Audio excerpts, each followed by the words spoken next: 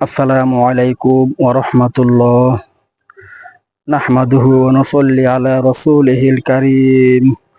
আম্মা বা'দ ফাকালা আল্লাহু তাআলা ফিল কুরআনিল আযীম। আউযু বিল্লাহি মিনাশ শাইতানির রাজীম। বিসমিল্লাহির রহমানির রহিম।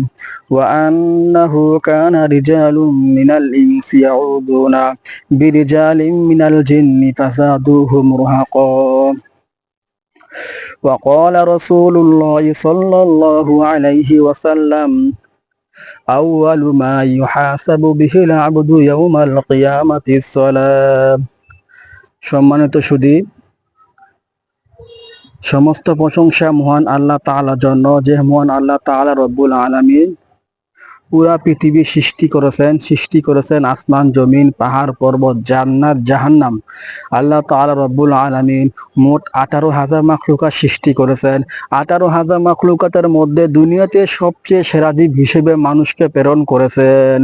আল্লাহ তাআলা রব্বুল আলামিন যখন মানুষকে সৃষ্টি করার জন্য ফেরেশতাগণের সাথে পরামর্শ করলেন, তখন ফেরেশতাগণ বললেন, হে আল্লাহ তাআলা, আপনি কেন মানুষ সৃষ্টি করবেন? তারা দুনিয়াতে এসে মারামারি করবে, খুন খারাপি করবে, মিথ্যা কথা বলবে, গীবত করবে, আপনার নাফরমানি করবে, নেক আমল করবে না, গুনার কাজে লিপ্ত থাকবে, জানা কাজে লিপ্ত থাকবে।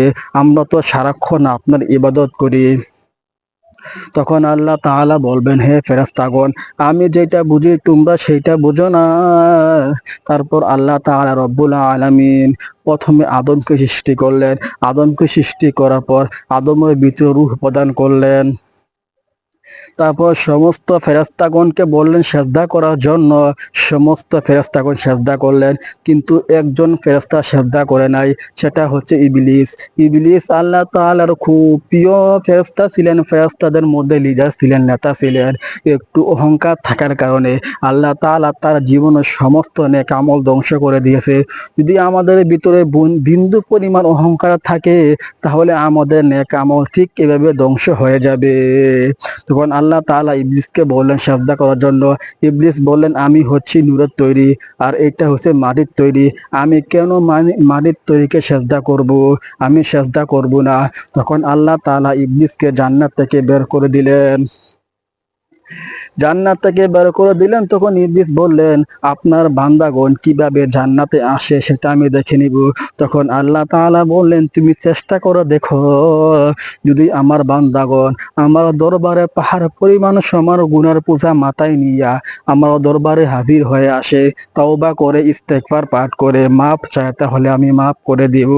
আর রহমানির রহিম, আল্লাহ তাআলা রব্বুল আলামিন অনেক ক্ষমাশীল, আল্লাহ তাআলা রব্বুল আলামিন অনেক মায়া, অনেক দয়া।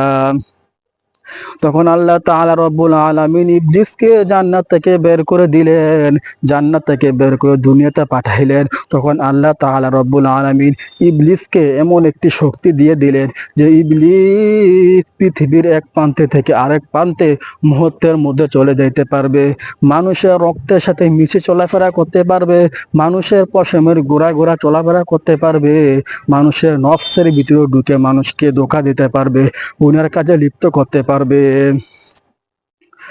হাসরের ময়দানে আল্লাহ তাআলা রব্বুল আলামিন যখন সমস্ত মানুষকে একসাথে তুলবে, সমস্ত মানুষকে যখন একসাথে তুলবে, কে গরিব কে ধনী, কার টাকা আছে কার টাকা নাই সেটার হিসাব হবে না। হাসরের ময়দানে আল্লাহ তাআলা রব্বুল আলামিন নিজে বিচারের মালিক হবে, মালিক ইয়াউমিদ্দিন। তখন আল্লাহ তাআলা রব্বুল আলামিন অনেক কঠিন হয়ে যাবে, কঠোর হয়ে যাবে।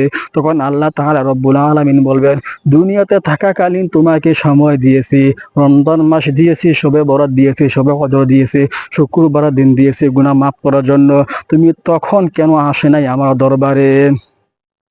তখন আল্লাহ তাআলা রব্বুল আলামিন আপনার গুনাহ মাফ করবে না।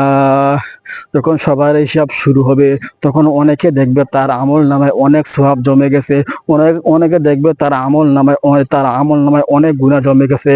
তখন বলবে আল্লাহ তাআলা রব্বুল আলামিন, আমি তো এত গুনাহ করি নাই, আমার জীবনে এত গুনাহ কিভাবে আসলো?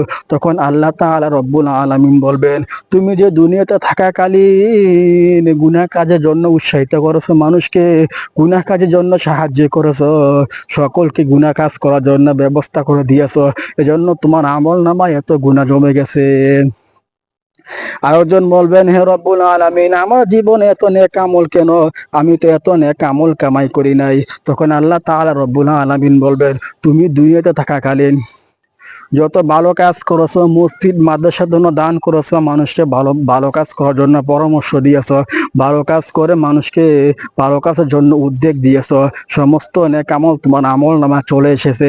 মানুষ মাদ্রাসার মধ্যে যত কোরআন খতম দিয়েছে, মানুষ মসজিদে যত নামাজ পড়েছে, সব নেক আমল তোমার আমল নামা চলে এসেছে। বলেন সুবহানাল্লাহ। আউয়ালু মা ইউহাসাবু বিহিল আবদু ইয়াউমাল কিয়ামাতিস সালাহ। রাসূলুল্লাহ সাল্লাল্লাহু আলাইহি ওয়াসাল্লাম বলেছেন, কিয়ামতের দিন সর্বপ্রথম নামাজের হিসাব হইবে।